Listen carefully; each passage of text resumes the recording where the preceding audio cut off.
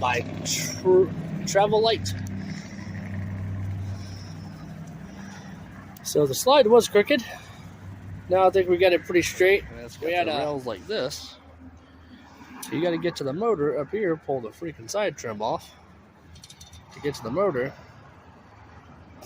And you're going to have to get a little screw right there.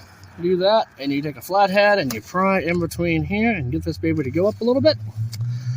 They get the teeth away from here, and then the slide can move in. Now let's go to the other side. Right now we're going to try to see if the motors are going to work on their own now. Hopefully. The company told us it wouldn't because they would be out of sync, but we're going to try it and see what happens. Okay, there we go. In. Yeah, push it in and we'll see what happens.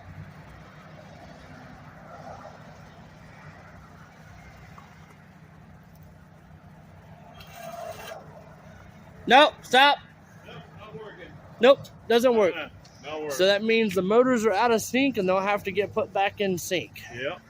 So that would probably be a dealer thing. Like after you get your slides pushed in, and since the motors are disconnected, there's no locking mechanism. So you need to take a 2x4, wedge it in between there on both sides. We'll get over here and we'll show you down here, you know, how we get it wedged in there.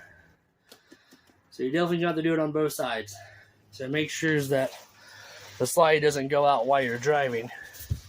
Like I said, this is just until you can get it fixed. That's all that's all it's there for. How to fix that cushion.